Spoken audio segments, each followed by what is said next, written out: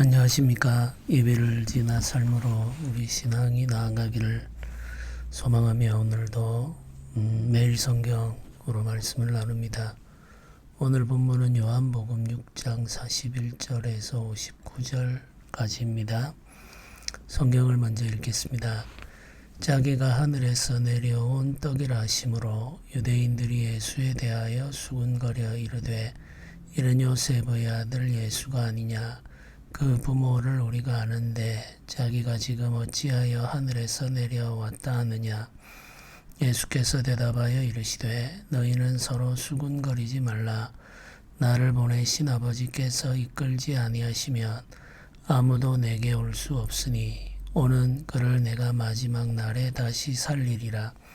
선지자의 글에 그들이 다 하나님의 가르치심을 받으리라 기록되었은즉 아버지께 듣고 배운 사람마다 내게로 오느니라.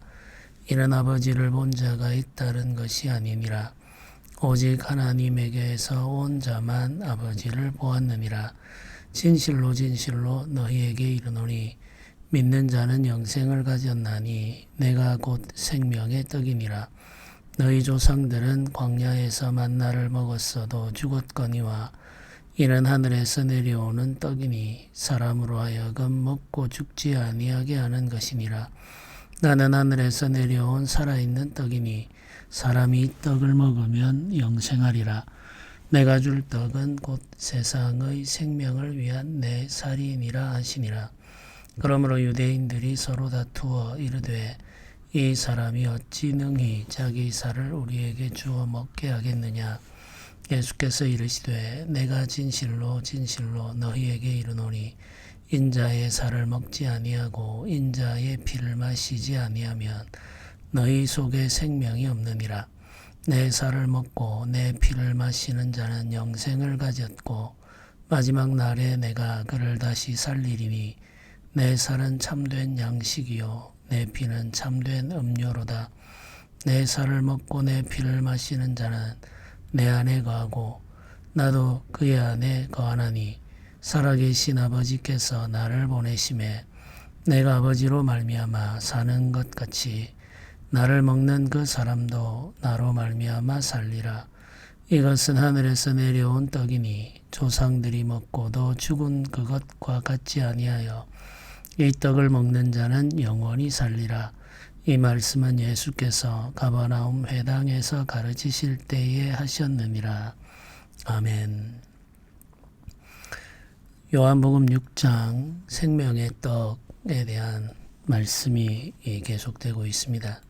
나는 생명의 떡이니 라고 말씀하시면서 하늘로부터 오신 예수 그리스도께서 영생하도록 주시는 생명의 떡이라고 말씀하고 계시죠. 이 말씀을 듣고 유대인들의 반응이 오늘 자세히 기록되어 있습니다. 질문하고 대답하기를 반복했지만 이 무리는 결국 진리를 아는 지식에 이르지를 못합니다. 이들이 지금 마지막에 이르러 갔을 때에 하게 되는 말이 42절에 기록되어 있죠. 이 사람들이 예수님에 대해서 수군거려 말을 합니다. 수군거림은 의심 혹은 조롱의 의미를 담고 있죠. 주님의 가르침이 주어지는 현장에서 이들은 서로 수군거리며 말을 합니다. 주님의 가르침을 받아들일 수가 없었던 거죠. 이 수군거리며 하는 말을 42절이 이렇게 기록하죠. 이는 요셉의 아들 예수가 아니냐. 그 부모를 우리가 아는데 자기가 지금 어찌하여 하늘에서 내려왔다 하느냐. 이렇게 말을 합니다. 이 가르침의 장소는 가버나움 회당입니다. 가버나움은 예수님의 두 번째 고향이라고 일컬어지는 곳이죠. 예수님은 가버나움에서 상당히 긴 시간 동안 가족들과 함께 사셨습니다. 나사렛과 가버나움 이 두 곳이 예수님의 어린 시절을 보낸 장소죠. 네, 가버나움 사람들은 예수님이 누구인지를 알고 있었던 거죠. 그의 아버지도 알고 그의 어머니도 알고 그의 형제들도 알았습니다. 예수님을 이들은 요셉의 아들로 알고 있었죠. 자기들과 똑같이 부모의 몸에서 나온 사람인데 어찌하여 하늘로부터 왔다고 하느냐 이렇게 질문을 합니다. 그들이 가지고 있는 경험 그리고 이성의 세계 속에서 예수님을 보고 있는 거죠. 그러나 우리는 알고 있습니다. 예수께서 동정녀의 몸을 빌어 오신 하나님의 아들이라는 사실을 알고 있죠. 그 사실을 모르는 유대인들은 예수님과 자신들을 동일한 인간으로 보고 있는 거죠. 근데 사실 이들이 하는 이 말은 굉장히 이상합니다. 왜냐하면 이들이 예수님을 따르는 이유는 예수께서 그들에게 배부를 정도로 많은 음식을 주셨기 때문이죠. 보리떡과 물고기 조금을 가지고 5,000명이 넘는 사람을 먹이시는 그 놀라운 기적을 이들은 경험했습니다. 예수님께서 예루살렘에서 행하신 기적에 대해서도 이들은 들었죠. 예수님께서 38년 된 병자를 고쳐주시지 않았습니까? 물로 포도주를 만드신 일도 이들은 알고 있습니다. 그런 놀라운 일들을 행하신 것을 보고 들었다면 예수님이 우리와는 다른 존재라는 사실을 알아야 하죠. 그게 합리적이고 이성적입니다. 그러나 그들은 그 사실을 믿으려 하지를 않습니다. 예수님과 자신들은 똑같은 존재라고 생각하면서 생명의 떡이라고 주시는 이 가르침을 거부하죠. 받아들일 수가 없는 겁니다. 사실 이들이 받아들이지 못하는 것은 그들이 원하는 것이 아닌 다른 것을 말하는 예수님이죠. 사실 그들은 배고픔의 문제 그리고 폭력적인 지배와 착취의 구조로부터 자신들을 구원해 줄 구원자를 기다리고 있습니다. 그런데 예수님은 그런 정치적 해방이나 현실적인 문제에 대한 해결책에 대해서는 말씀하지 않으시고 생명에 대해, 영생에 대해서 말씀하신다는 거죠. 하나님 나라에 대해서 말씀하시는 겁니다. 그래서 그들은 받아들일 수가 없는 거죠. 만약에 예수님께서 로마로부터의 해방을 놀라운 방식으로 이루어내겠다라고 하셨다면 아마 그들은 믿었을 겁니다. 그들이 원하는 것을 이루어주는 구원자라고 생각을 했겠죠. 그런데 하나님의 나라, 영생에 대해서 이야기하시자 그들은 수군거리며 예수님을 거절하는 모습을 보이게 됩니다. 이들이 수군거리며 말하자 예수님께서 그들에게 말하죠. 44절이 이렇게 기록합니다. 나를 보내신 아버지께서 이끌지 아니하시면 아무도 내게 올 수 없으니 오는 그를 내가 마지막 날에 살리리라 이렇게 말씀하십니다. 아버지께서 이끌지 아니하시면 아무도 내게 올 수 없다. 이 말은 나를 믿을 수 없다 이 말이죠. 이 말씀을 지금 하시는 이유는 수군거리는 사람들이 아버지께서 보내신 자, 아버지께서 인도하시는 자가 아니다 이런 말입니다. 주님은 믿지 않는 자들에 대해서 아주 단순하게 반응하시죠. 아버지께서 이끌지 않으시면 나에게 올 수 없고 나를 믿을 수도 없다. 아버지께서 이끌지 아니하시는 자들은 나도 어쩔 수 없다. 이렇게 지금 말씀을 하시는 겁니다. 주님은 아버지께서 이끄는 자들에게 은혜를 베푸시고 그들에게 생명의 복을 나누어 주시죠. 그들은 예수님께로 나와 예수님을 믿고 구원을 받게 됩니다. 우리의 구원은 아버지에게 달려 있습니다. 아버지께서 우리에게 은혜를 주시면 예수께로 나아가게 되고 믿어 영생을 얻게 되는 거죠. 우리가 아버지를 찾은 것이 아니고 우리가 예수님을 믿고자 한 것이 아닙니다. 우리를 인도하시고 우리를 믿게 하시는 거죠. 그래서 구원의 은혜는 그 시작부터 아버지 하나님의 은혜, 전적인 은혜라는 사실을 우리는 고백하게 됩니다. 살아가는 모든 것이 은혜죠. 우리의 노력이나 우리의 공로가 아니라 은혜입니다. 주께서 우리에게 베풀어 주시는 은혜가 우리를 인도하고 그 은혜가 우리를 살게 합니다. 이 은혜를 아는 사람들은 겸손하게 살아가게 되겠죠. 내가 자랑할 것도 없고 나의 공로도 없기 때문에 겸손하게 주를 믿고 따르며 살 수밖에 없습니다. 예수님께서 자신을 생명의 떡이라고 강조하면서 말씀을 이어 가시죠. 47절부터 이렇게 말합니다. 진실로 진실로 너희에게 이르노니 믿는 자는 영생을 가졌나니 내가 곧 생명의 떡이니라 이렇게 말씀하시죠. 내가 곧 생명의 떡이니라. 나는 생명의 떡이다 라고 한 번 더 강조하여 말씀하십니다. 그러면서 모세가 백성들을 이끌 때 광야에서 먹었던 만나와 비교하시죠. 광야에서 만나를 먹었어도 죽었다는 거죠. 그 만나는 계속해서 배고픔을 느끼게 하고 결국에는 죽음에 이를 수밖에 없는 음식이죠. 예수께서 주시는 이 생명의 떡은 다시 굶주리지 않고 죽지 않게 하는 떡이라는 겁니다. 하늘로부터 내려오는 떡이라고 말하고 있죠. 만나도 하늘에서 내려왔죠. 하나님께 주신 떡입니다. 그러나 만나와 생명의 떡은 다르다는 거죠. 만나는 그림자이고 생명의 떡은 본체입니다.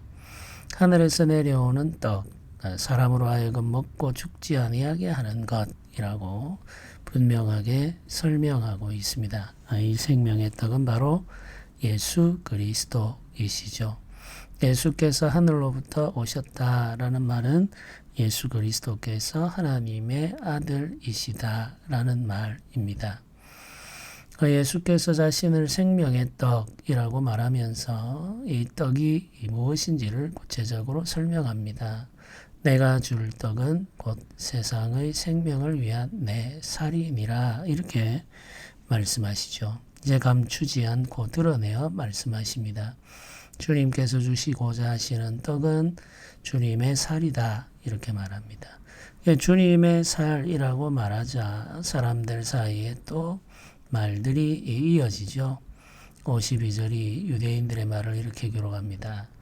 유대인들이 서로 다투어 말하되 이 사람이 어찌 능히 자기 살을 우리에게 주어 먹게 하겠느냐 이렇게 말하죠. 자기 살을 뜯어내어 우리에게 먹게 줄 수 있단 말이냐.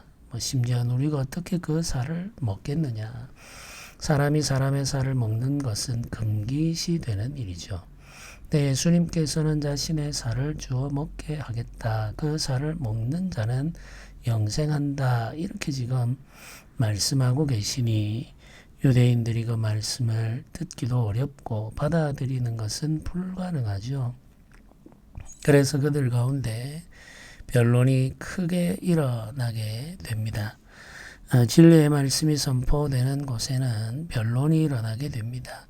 믿고자 하는 자와 믿을 수 없는 자 사이에 변론이 일어나게 되죠. 믿을 수 없는 자들은 그 말씀을 가지고 다투듯 말을 하게 되죠. 대적하는 말을 하게 되고 거역하는 말을 하게 됩니다. 그래서 복음이 전해지는 곳에는 언제나 항상 변론이 일어난다는 사실도 우리는 기억해야 되겠습니다. 예수께서 이 떡이 내 살이다 라고 말씀하신 것은 십자가 고난을 말씀하신 겁니다. 십자가 고난 받으시고 그 살을 찢어 주신다는 거죠. 그 피를 흘려 주십니다. 주님의 그 살과 피를 먹고 마신다는 말은 십자가에서 죽으신 예수 그리스도께서 우리의 죄를 대속하시고 우리를 구원하신다는 사실을 믿는다는 의미죠. 그리고 주께서 찢어주신 살과 피를 성령으로 임재하여 나누어 주시는 성찬, 그 성찬에 참여하는 자들이 예수의 살과 피를 먹고 마시게 된다는 것을 알려주고 계십니다.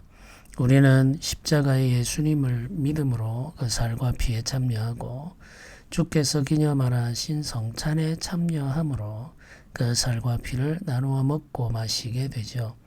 성령이 임하셔서 성찬은 참된 주의 살과 피로 우리의 음식이 됩니다. 우리가 떡을 먹고 포도주를 마실 때 성령의 임재로 말미암아 주의 살과 주의 피에 참여하게 되는 거죠. 그 성찬으로 말미암아서 우리가 예수 그리스도를 먹고 마시며 예수 그리스도와 한 몸이 되죠. 신비로운 연합이 이루어지게 됩니다.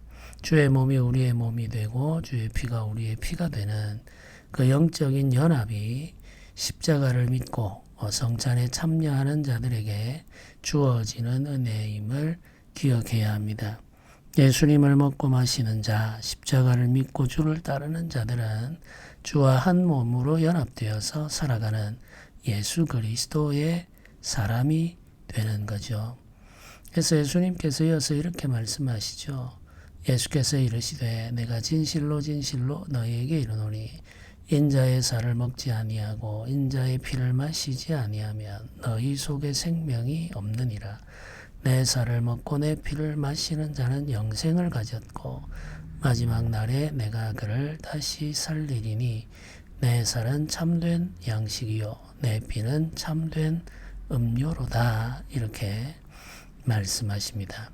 그리고 이어서 56절에는 이렇게 말씀하시죠. 내 살을 먹고 내 피를 마시는 자는 내 안에 거하고 나도 그의 안에 거하나니. 이렇게 말씀하십니다. 주님이 내 안에, 내가 주 안에 거한다 라는 말은 예수 그리스도와 우리가 주를 믿고 주의 십자가를 믿고 주의 성찬에 참여하는 사람들은 주와 하나의 몸, 하나의 연합된 상태가 된다는 말이죠. 창세기에 하나님께서 아담과 하와를 만드신 이후에 둘이 한 몸이 될 것이다 라고 말씀하신 그 말씀은 주 예수 그리스도와 그의 신부된 교회에 대한 표현입니다. 예수님을 믿고 예수님과 한 몸이 되는 것, 그 한 몸 되는 은혜의 사역은 우리가 주의 십자가를 믿고 주의 성찬에 참여할 때 주어지는 은혜죠. 주께서 우리 안에 거하시고 우리가 주의 안에 거하는 그 신비로운 연합, 그 하나됨이 예수 그리스도께서 우리에게 주시는 은혜입니다. 우리는 예수님의 십자가 공로를 믿고 그의 성찬에 참여하는 자죠. 그러므로 우리는 예수 그리스도와 연합된 자입니다. 하나 된 자이죠. 예수께서 우리 안에 거하시고 우리가 예수 안에 거함으로 이제 우리가 살아가는 그 삶은 예수 그리스도로 말미암아 사는 삶입니다. 그래서 우리를 통하여 나타나는 것은 예수 그리스도가 되어야 하는 거죠. 예수 그리스도가 우리 안에 계심으로 우리가 이 세상의 빛으로 이 세상의 소금으로 나타날 수가 있습니다. 우리 안에 계시는 예수께서 우리를 살게 하실 뿐만 아니라 우리로 하여금 하나님의 영광을 이 세상에 나타내게 하시죠. 그 놀라운 은혜, 그 역사가 온전하게 나타나기를 소망하며 기도해야 되겠습니다. 빛을 잃어버린 등불, 그리고 맛을 잃어버린 소금이 되지 않도록 항상 주 예수 그리스도와 연합되어 그 은혜 안에서 살아가기를 소망하고 경건을 추구하는 신자들 그리고 교회가 되어야만 하겠습니다. 이어지는 57절은 예수 그리스도와 아버지의 관계를 말하죠. 살아계신 아버지께서 나를 보내심에 내가 아버지로 말미암아 사는 것 같이 나를 먹는 그 사람도 나로 말미암아 살리라. 예수님은 아버지로 말미암아 보내심을 받았고 아버지의 뜻을 이루며 아버지의 영광을 세상에 나타내셨습니다. 우리는 예수 그리스도를 먹고 예수 그리스도와 연합되어 사는 자죠. 이제 우리는 아버지의 뜻을 이루며 아버지의 영광을 나타내며 아버지의 말씀을 이루는 그 놀라운 삶을 살아가게 되죠. 예수께서 살아가셨던 그 삶에 우리가 참여하게 되는 겁니다. 굉장히 영광스럽고 놀라운 일이죠. 우리가 육체를 입고 살아가고 있습니다만은 우리는 예수께서 사셨던 그 영광스러운 삶의 초대를 받았고 함께 참여하는 자가 되었습니다. 우리가 가지고 있는 육체의 연약함과 악함 때문에 주께서 살아가신 것과 같은 삶을 온전하게 살지는 못합니다만은 그럼에도 불구하고 그 삶을 살고자 하는 소망, 온전함에 이르고자 하는 소망을 놓아버려서는 안 되겠습니다. 주께서 살아가셨던 그 삶, 아버지의 뜻을 이루는 그 삶, 십자가의 자리까지 나아갔던 그 순종의 삶이 우리 안에서도 온전히 이루어지기를 소망하면서 오늘도 기도해야 되겠습니다. 생명의 떡으로 오신 예수 그리스도께서 우리 안에서 사십니다. 우리는 예수 그리스도와 함께 사는 자들입니다. 예수 그리스도께서 아버지 뜻을 이루고자 하셨던 것처럼 오늘 우리도 아버지의 뜻을 이루며 살아가는 하루가 되기를 소망하며 기도합시다. 함께 기도드리겠습니다. 은혜로우신 아버지 하나님 감사합니다. 우리가 주를 믿고 주의 성찬에 참여함으로 주를 먹고 마심으로 주와 함께 삽니다. 우리를 통하여 예수 그리스도가 나타나기를 원하며 우리 교회를 통하여 예수 그리스도가 증거되기를 원합니다. 아버지의 뜻을 이루는 삶이 되게 하시고 아버지의 영광을 나타내는 삶이 되게 하여 주옵소서. 주께 더 가까이 나아가며 온전히 주와 동행하는 우리가 되게 하여 주옵소서. 감사드립니다. 예수님의 이름으로 기도드립니다. 아멘.